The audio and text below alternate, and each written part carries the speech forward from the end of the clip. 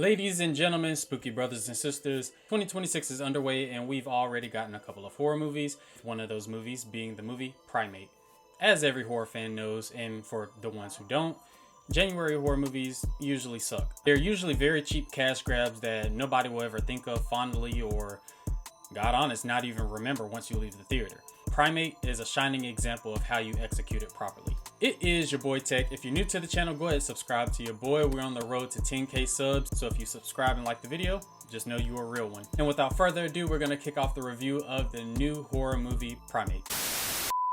Alright, spooky gang, so the movie Primate is about a group of friends whose tropical vacation turns into a terrifying primal tale of horror and survival. Lucy, played by Johnny Sequoia, is our lead and she's bringing her friends to her home for summer vacation. And looking at this house, she's basically rich because of her father. And she, along with her dad and her sister, have a chimp named Ben.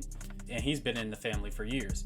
But since Lucy's returned home and with all of her friends, something hasn't been quite right about Ben. And without giving any spoilers, we then spend essentially the rest of the movie trying to figure out what's wrong with Ben and avoid being attacked by him. The reason why I say that this movie is a perfect example of what a January horror movie should be, and really just, it could really be any horror movie, but I'm just saying specifically January just because typically that's when production companies don't overly believe in their movies, so they're not going to put the horror movie in the summer against blockbuster action films and Disney movies and stuff like that. It's not trying to have that competition. It's trying to be very low-key and be released in January, so that's typically their mindset when they're releasing these movies during the month of January. But what makes it great is it's so simple, it's very grounded, and ultimately it was extremely effective in what it was set out to do. You got some really good death scenes that are very brutal, animatronic slash CGI slash I'm sure they probably in some scenes might have had, you know, a person in the costume trying to play Ben.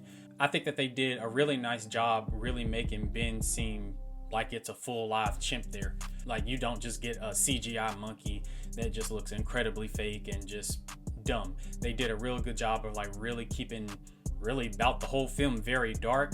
So you see Ben and you see him clearly enough, but you don't see every single facial feature and everything that he's doing because, you know, once again, if you don't have quality CG or quality practical effects, then it can ruin the whole thing and have him just looking ridiculous, and then the whole time that you're watching the movie, that's the only thing that you could think about. But no, they did a really good job and it full-blown looks like a chimp on screen.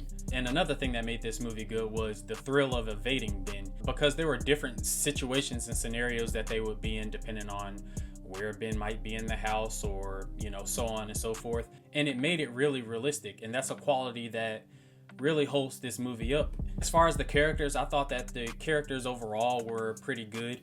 I felt like they had pretty good chemistry as well, and I like the dichotomy and the dynamic of some of the friends sort of, you know, having mixed feelings about each other, obstacles and trials, you know, amongst themselves. They're supposed to be coming together to defeat a common enemy.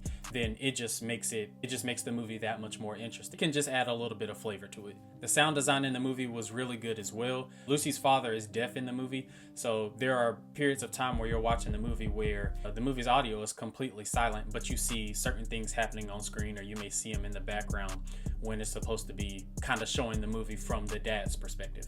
Ultimately, to me, this was just a really fun, nice popcorn flick that didn't try too hard to be something that it's not. You can tell it knew exactly what it wanted to be and it executed it that way. Every movie doesn't have to have deeper themes and be elevated and have different metaphors and iconography and all of this stuff.